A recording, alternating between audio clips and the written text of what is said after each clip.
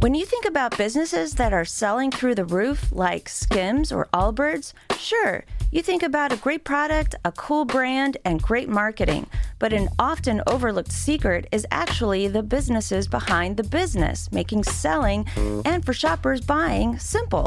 For millions of businesses, that business is Shopify. It's home of Shop Pay, the #1 checkout in the world.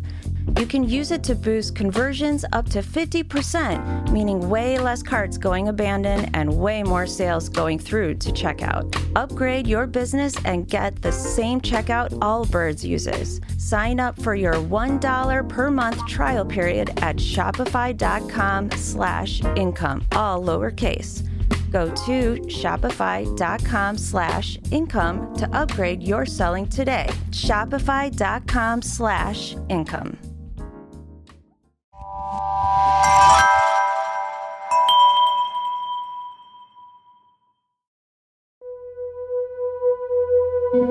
My goal in sharing Phyllis's story was, and is, a testimony to her courage. I'm no longer objective about this case. I mean, how could you be? But I am a journalist. I have an obligation to uncover whatever I can about this case and share it with you. When the Ohio Innocence Project uncovered DNA evidence in the case against Samuel Herring, I was intrigued, and I felt terrible for Phyllis's family and what this could mean for them. You know how it turned out. The newly found DNA was tested, and it belonged to the man already in prison for brutalizing Phyllis, Samuel Herring. That still boggles my mind. I needed some answers. I needed to understand why that organization decided to take on Herring's case. I needed to see things from another point of view. It took some time, but the director of the Ohio Innocence Project, Mark Godsey, agreed to talk with me. Do you regret taking on Samuel Herring's case? No. I feel bad that people in the position of the victim's family have to suffer from the system, but to regret taking on his case means you don't get any innocent people out of prison. You just have to stop. And I've witnessed the suffering of so many families where their innocent family member was put in prison, and the reunions and the healing that happens when a correction occurs, that I would not make the trade.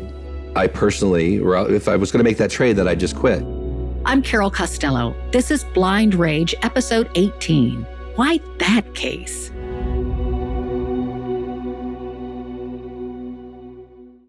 It's important to know who Mark Godsey is before we delve into why his Ohio Innocence Project took on Samuel Herring's case. We, and I'm generalizing here, tend to see the world unambiguously, in black and white.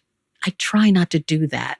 It's important to consider those shades of gray so we can draw the right conclusions, because let's face it, innocent people are sent to prison. According to the National Registry of Exonerations, 3,481 people have been freed from prison since 1989. And we hear mostly about the victories and less about cases like Herring's. But those kinds of cases are important to understand too. So here goes.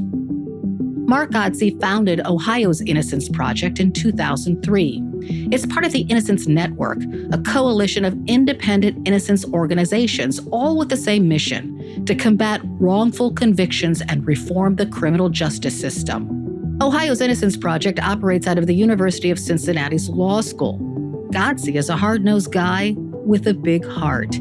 He started his career as a prosecutor. He fought to put people in prison. He didn't fight injustices in the system to get them out.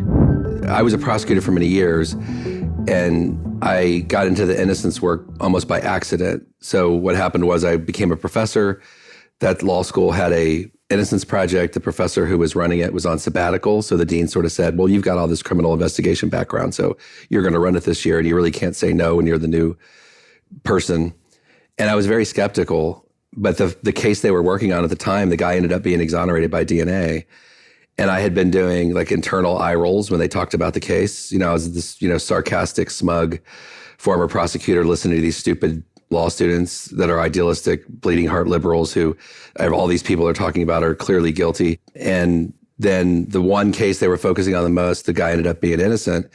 So it was a huge, not only eye-opening experience, but just that fact, but just meeting him. So then I had to meet him. You mean the man who was wrongfully convicted? You met him? Mm-hmm. And how did that open your eyes? Well, I was just really ashamed at how I had behaved because I got to see his humanity. You're so emotional now. Yeah. Tell me about that. Why is it hitting you so hard, remembering this? It always does. I sat there and like scoffed at this stuff. Like he deserved it. He's a rapist. And then I like sat in a room with him and had him tell his story.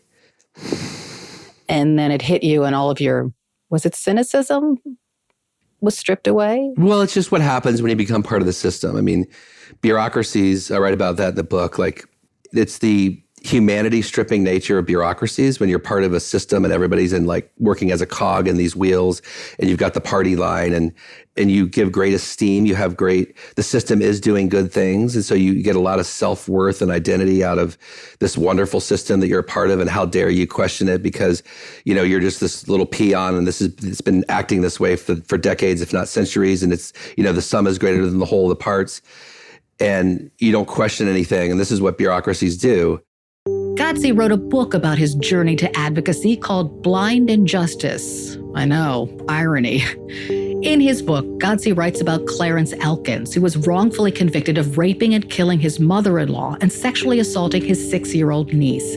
The Innocence Project worked to free Elkins. It took years. Prosecutors insisted Elkins was guilty, despite DNA evidence that proved his innocence.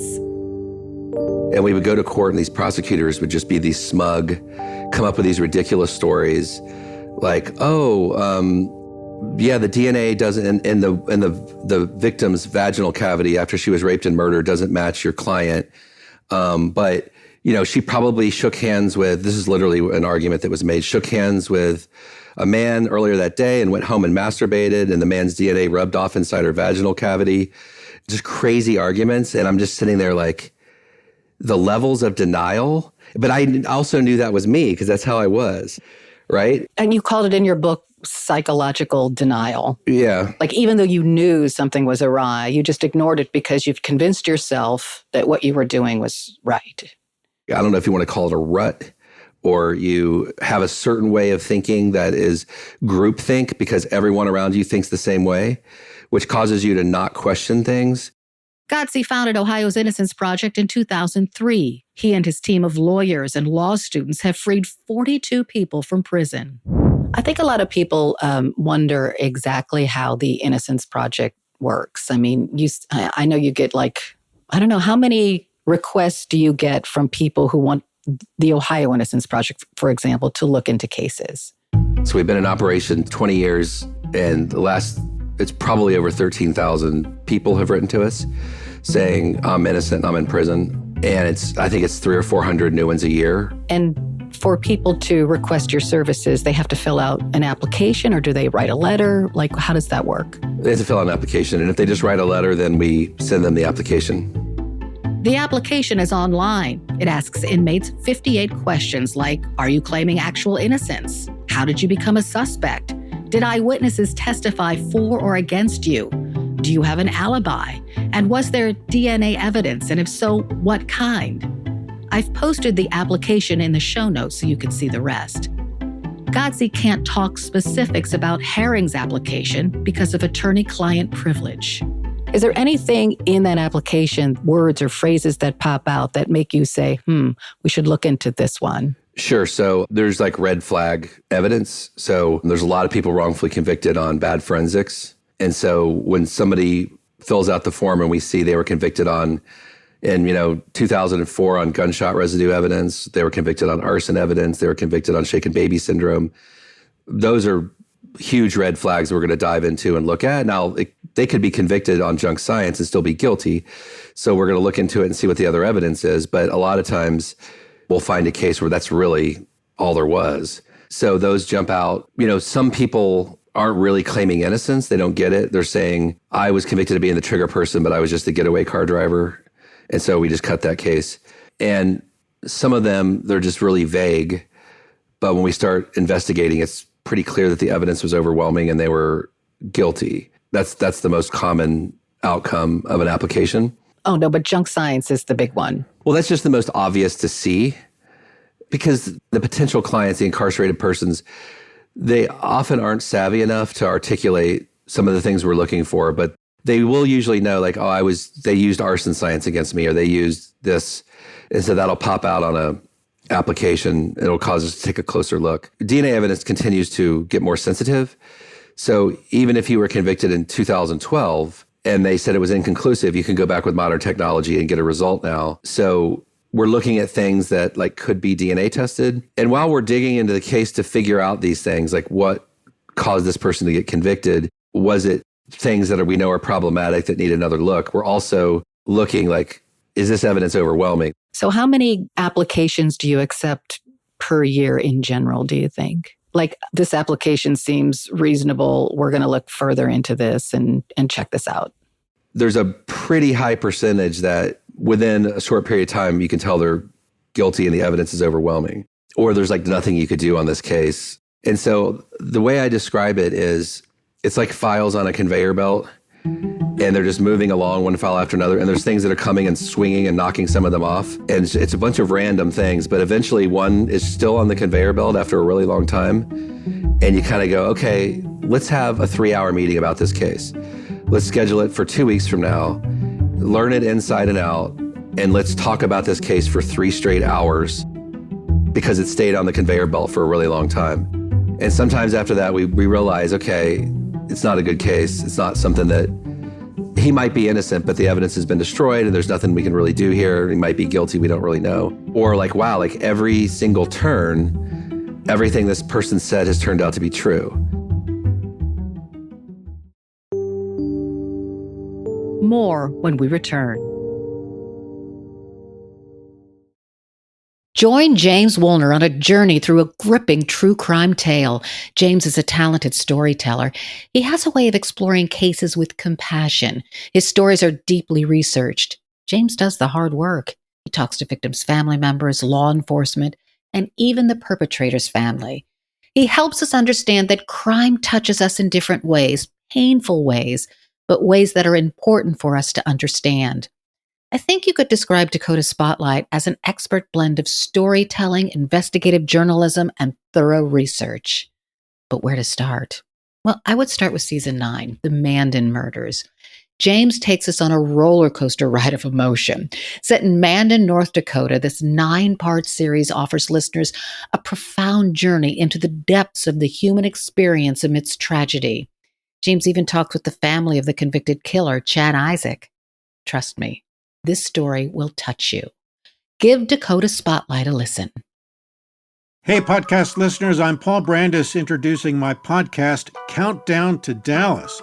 It's a fascinating, in-depth look at the seemingly unconnected events that led to the assassination of President John F. Kennedy. It's based on my book of the same title. In that book and in this podcast, I go all the way back to 1939, when Lee Harvey Oswald was born into a troubled and dysfunctional family. I'll follow his transient and often violent teenage years and young adulthood, painting a fuller picture of the man who would later become Kennedy's killer. I also take a look at events unfolding in that era, like Cuba and Vietnam, and I'll unpack the conspiracy theories too, not one of which has ever been conclusively proven. Subscribe to Countdown to Dallas at evergreenpodcasts.com or your favorite listening app, October 31st.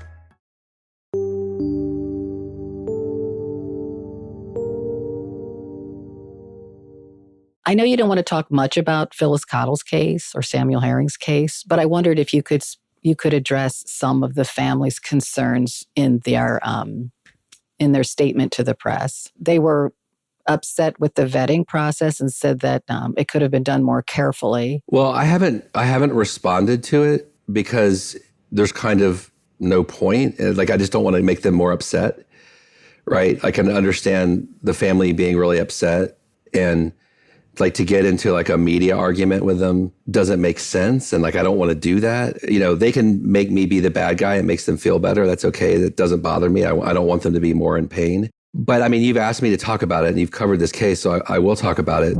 Phyllis's family released a statement to the media. urging the Ohio Innocence Project to be more careful in vetting its cases.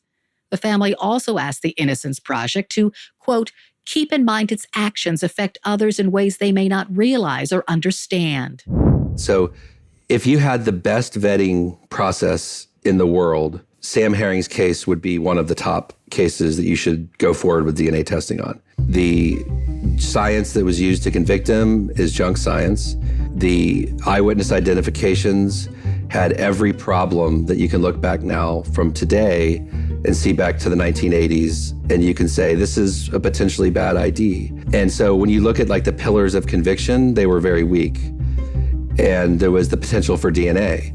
So there's any Innocence Project in the world would take that case.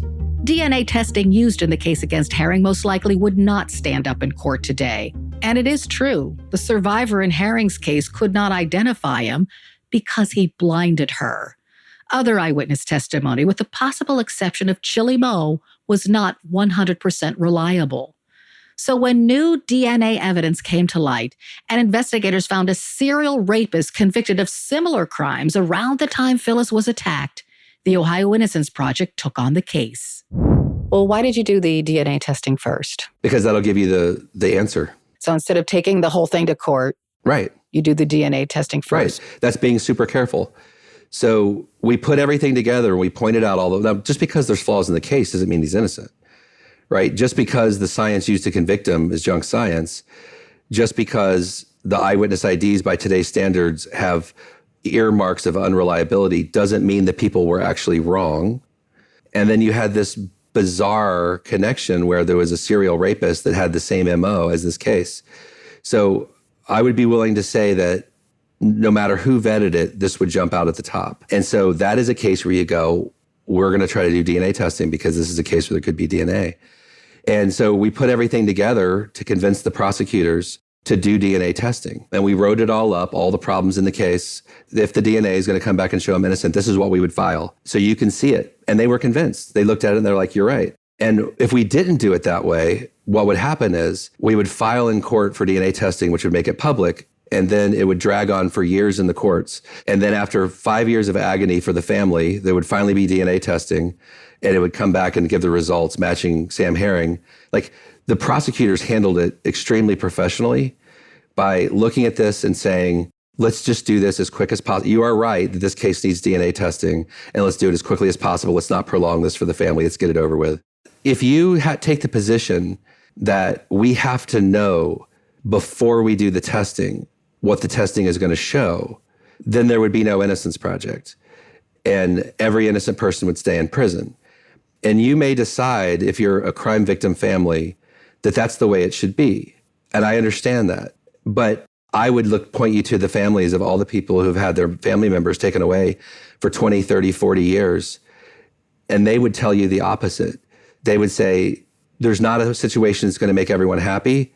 And there has to be a process to vet these cases and to do DNA testing. And you don't get to keep my innocent family member in prison for the whole life just because this happened to you, and I'm sad that happened to you. But you know that there's two sides to every story. Can you explain how that new DNA evidence turned up? Like, who found it? This is why I give so much credit to the prosecutor's office. We scheduled a meeting with the Summit County Prosecutor's Conviction Review Unit, that's a specific part of the prosecutor's office designed to look into these cases. And we showed them all the work we had done, showing that the foundations of the case are very weak. And this is a case where we should do DNA testing. And then they were able to find it. And the reason why they can find it is because they're law enforcement. So when they call or they go over to the property room, the people, it's not like, a law student calling from 5 hours across the state where they go, yeah, no, we can't find it by. It's a totally different response. And so to their credit, they were able to find it. And this evidence that was thought to have been long gone contained DNA from 1984 that scientists in 2023 could do something with. So looking at Samuel Herring's record, which was a long one, and his criminal activity started when he was 11 years old, do you look at those things? Yeah. As you examine whether you're going to accept a case or not? Yeah, and and we talked about this with the prosecutors too when we were meeting with them about whether we should do DNA testing. And he didn't have crimes like this. He had more like nonviolent stealing things. There were complaints filed against him from women who he allegedly abused, but no charges were ever filed. Oh, so no charges were filed. But he did have that in his background. Like, yeah. One woman was so afraid of him, she left town and went to Detroit to hide out. There's no requirement that somebody have a completely clean record. But if they have a record that is not the same as what they're in for. So this guy's in for life and a very violent crime. And in this case, you look at the MO, we had one of the leading profilers in the country that works both for law enforcement and defense on both sides tell us, Sam Herring didn't do this. This MO is so similar to the alternate suspect. So we were very careful to talk to these individuals and do our due diligence.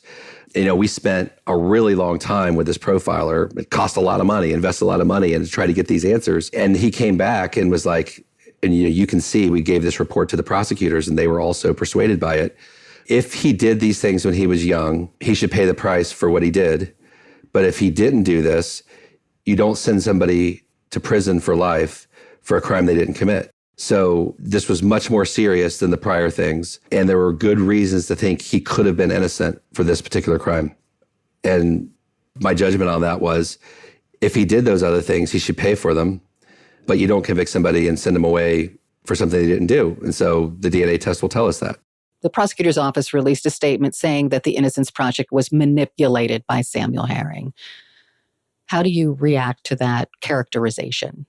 Well, I don't really care what they say. I mean, I understand why they say that. I'm really appreciative of how they handled the case. So it's not like I'm going to get in a tit for tat about I just don't care. So a couple things. One of the problems with wrongful convictions is that people start to believe that they are perfect human lie detectors and they can look at somebody's demeanor and tell whether they're telling the truth or not, or whether they're innocent or guilty. And that is a big fallacy.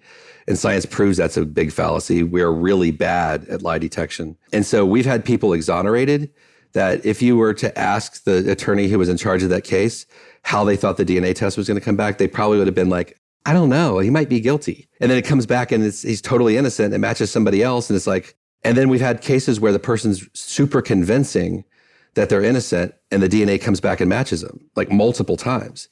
So not only does the science tell us not to pay attention to that stuff, I have 20 years of experience knowing not to pay attention to that stuff. Well, tell me why he was so convincing, because you talked with him in prison, right? I'm speaking generically. I can't talk about Sam Herring specifically because there's attorney-client issues about my conversations with him. I'm speaking in the abstract that there are people who don't make eye contact and who seem very shifty when they're talking and they don't have good answers for things and the DNA proves them 100% innocent. There are people who are extremely compelling and talk about the psychology of, my God, this is the process of grief I had to go through to be wrongfully convicted, and it matches what the real people say. And then the DNA comes back and it shows them guilty. So I've learned, and this is a lesson for the innocence movement. This is what we're trying to teach law enforcement. There's over-reliance given to demeanor. So I'm not going into a prison visit with Sam Herring or anybody and being like, I want you to put on an Oscar-worthy performance and convince me so I can be manipulated and do this. Way too much experience for that. That is a very low factor on how they come across and to what weight we give it. I'm just thinking in general, if you look at someone like Samuel Herring in a wheelchair, he's never going to be well again. He's been in prison for 3 decades, almost 4.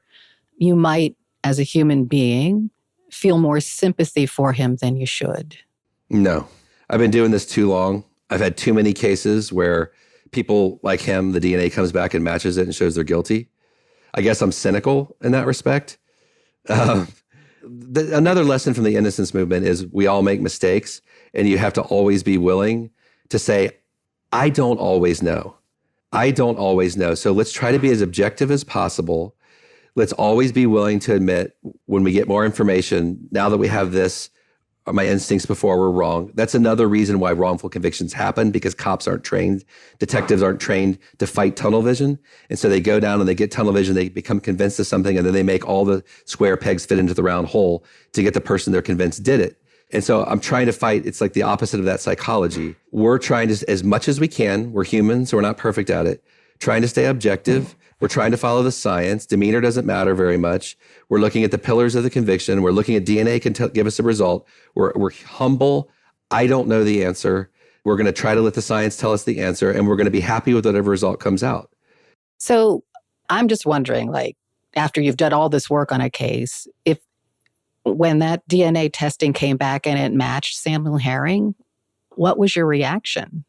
I will answer it in the abstract. I tell my students, if you're sitting around hoping that a DNA test comes back and shows somebody innocent, you're messed up, because that means everybody got it wrong, the real perpetrators on the outside, and it's tragedy for everybody. Do you regret taking on Samuel Herring's case? No. I feel bad that people in the position of the victim's family have to suffer from the system. But to regret taking on his case means you don't get any innocent people out of prison. You just have to stop. And I've witnessed the suffering of so many families where their innocent family member was put in prison, and the reunions and the healing that happens when a correction occurs, that I would not make the trade. I personally, or if I was going to make that trade, then I'd just quit. I just think there's just so much psychological stuff attached to this particular case as far as Phyllis's family is concerned. You know, she was blinded in the attack.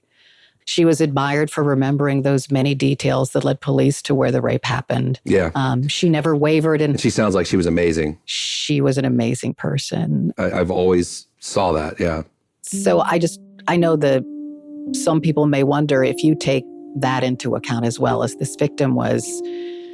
She never varied her story. The details were always the same. You couldn't shake her. On cross-examination, you couldn't shake her.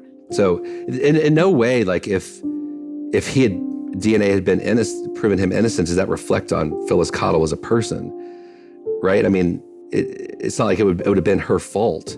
This had, she's an amazing person irrespective of this.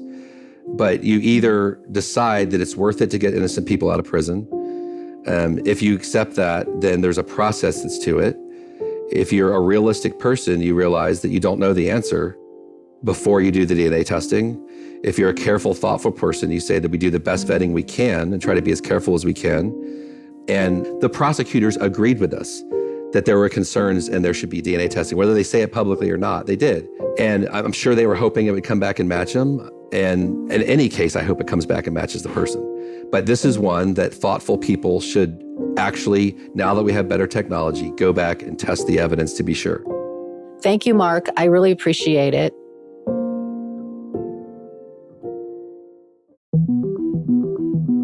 Carol Costello Presents Blind Rage is a signature show of the Killer Podcast Network. If you enjoy this series, please subscribe and rate it on your favorite listening apps. And discover more great true crime and paranormal programming at killerpodcast.com. If you want to know more about this issue or about Phyllis Cottle's case, go to my website, carolcostellopresents.com, or visit my Facebook page, facebook.com/CarolLMU, facebook.com/CarolLMU. Blind Rage is a co-production of Evergreen Podcasts and Carol Costello. This episode was produced by Chris Aiola and me, Carol Costello.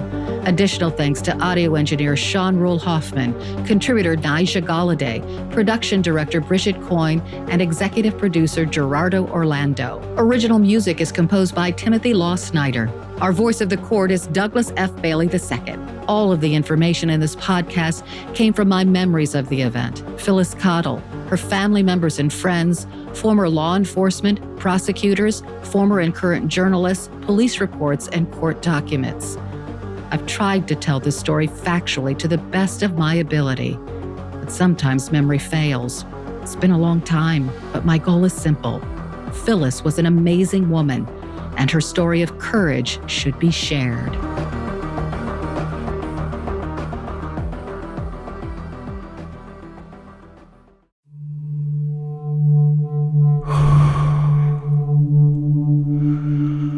I'm an American vigilante. I have a question for you.